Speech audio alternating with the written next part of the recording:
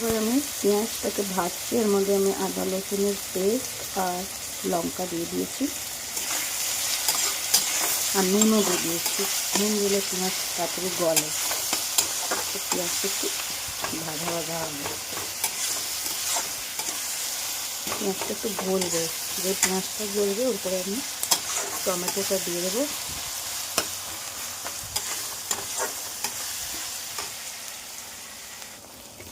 আমার পেঁয়াজটা হালকা হালকা ভাজা হয়ে গেছে, আমাদের টমেটোটা দিয়ে দেবো আমি।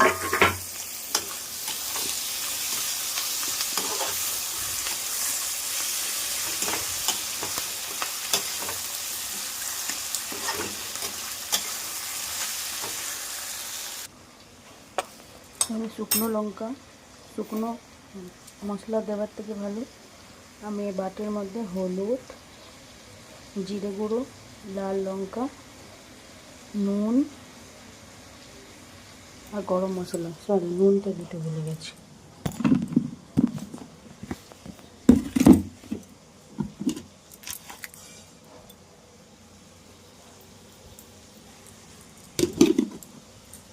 জল দিয়ে দেবো।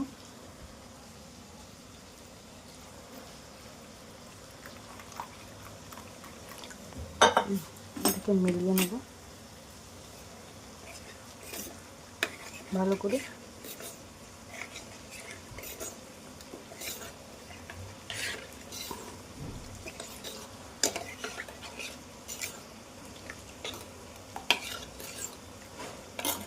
যেই আমার পেঁয়াজটা হয়ে যাবে ভালো মতন ভাজা ভাজা,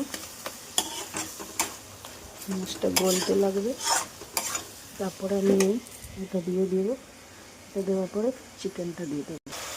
তো দেখতে পাচ্ছ বন্ধুরা যে পেঁয়াজটা অলমোস্ট গলে গেছে।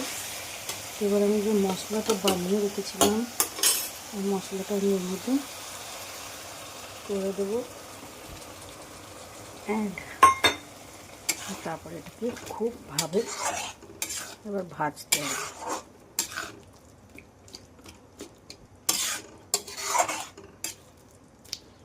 এবার মশলাটার সাথে পেঁয়াজটা ভাজা হবে, তারপরে আমাদের চিকেনটা দিয়ে দিতে হবে। দেখতে পাচ্ছ আমার চিকেনের মশলাটা অলমোস্ট ভাজা হয়ে গেছে। এবার আমি আমাদের চিকেনটা দিয়ে ঢেকে দেবো।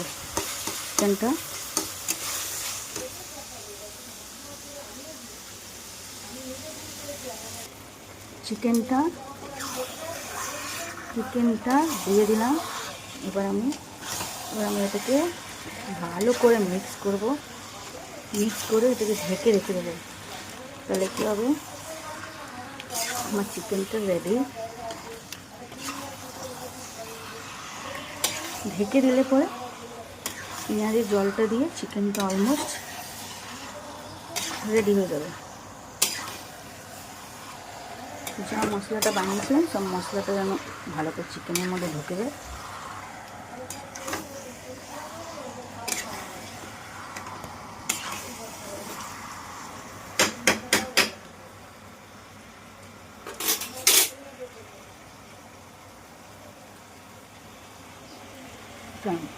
বাদে আমি দেখাবো চিকেনটা তৈরি হওয়ার পরে। চিকেনটা ফাইনালি তৈরি হয়ে গেছে, দেখতে পারছো অলমোস্ট হয়ে গেছে। বাস 2-3 মিনিট ফুটবে, তারপর আমি এটা বন্ধ করে দেবো।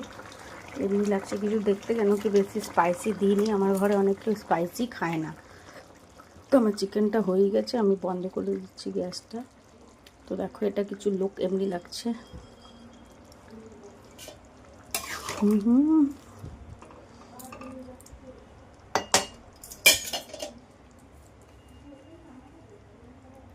তো এটা লাগছে ফাইনালি আমার চিকেনটা তৈরি। অনেক দিন পর রান্নাঘরে গেলাম, তো আমার সাথে থাকবে তোমরা।